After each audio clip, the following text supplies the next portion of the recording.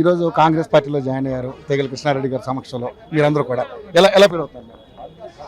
మరి గత ఎన్నికల్లోనే ప్రజల పాలన ఎలా ఉండాలి, మరి ఎవరు ప్రజల పాలన అనేది వాళ్ళే తీర్పునిచ్చారు. కాబట్టి ఈరోజు కాంగ్రెస్ పార్టీకి రంగారెడ్డి జిల్లా పరిషత్ చైర్మన్ అయి ఉండి మరి జిల్లా వ్యాప్తంగా కూడా అభివృద్ధి చెందాలి, మరి స్థానిక సంస్థలు కూడా బలోపేతం చేయాలి, సర్పంచ్లు, ఎంపీటీసీలు, జెడ్పీటీసీలు అందరికీ కూడా పవర్ అనేది పెరగాలి, వారికి నిధులు కూడా బాగా రావాలి, పంచాయతీరాజ్ వ్యవస్థ అనేది చాలా గొప్ప ఎత్తున మెరుగుపరచాలి. కాబట్టి ఆ ఉద్దేశంతో కాంగ్రెస్ పార్టీలో చేరడం జరిగింది.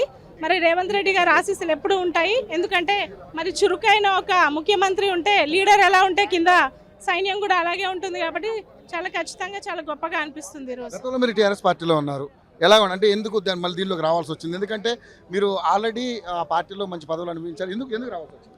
పదవులు అనేది ముఖ్యం కాదు, మనం ప్రజాక్షేమం ఎంత చేస్తున్నామో అది ముఖ్యం. వాస్తవానికి స్థానికంగా మరి ఎటువంటి ఇబ్బందులు ఉన్నా కానీ గ్రామీణ వ్యవస్థలో ప్రజాప్రతినిధులకు అనేవి పవర్స్ అనేవి ఎక్కువ లేకుండా అయిపోయినాయి. అంతా ఆన్లైన్ సిస్టమ్ అయింది కాబట్టి ఇబ్బందిగా ఉండి ప్రజాపాలనలో ఇంకా ప్రజలకి క్షేమం మరి ప్రగతి సాధించాలనే ఒక విషయంతో ఈ పార్టీ ఇంకా మెరుగ్గా ఉంటుందని ఇక్కడ రావడం జరిగింది. 10 సంవత్సరాల టీఆర్ఎస్ పాలనలో మీరు అంటే ఇబ్బంది పడ్డ సందర్భాలు ఏమన్నా? ఇబ్బంది అనేది ఏం లేదు, మనం ఎలా నెగులుకుంటూ వస్తే అలా ఉంటుంది. కానీ ప్రజలకు ఏం కావాలో అది, అంటే పెన్షన్స్ విషయంలో మరి పెన్షన్స్ అనేవి ఏవి చేరలేదు. అటు పెట్టిన ఎన్నో ఆఫీషియల్ పథకాలలో కూడా మరి రైతు బంధు సగం పడట్లేదు. ముఖ్యంగా ఇప్పుడు ఈ యొక్క దళిత బంధు అనేది జనాలలో చాలా గ్యాప్ తీసుకుని వచ్చింది. కాబట్టి ఈ పథకాలు సరి అయినవి కావు, వాళ్ళు ప్రవేశపెట్టినాయి అని కూడా మేము చెప్పుకోగలం. దాంతో జనాల నుంచి మాకు ఇబ్బందులు వచ్చినాయి.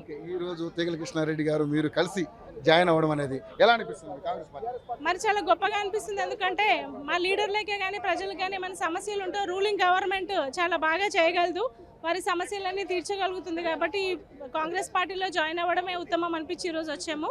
మరి ఆ యొక్క పేరు కూడా మేము నిలబెట్టుకుంటామని చెప్పి తెలియజేసుకుంటాం.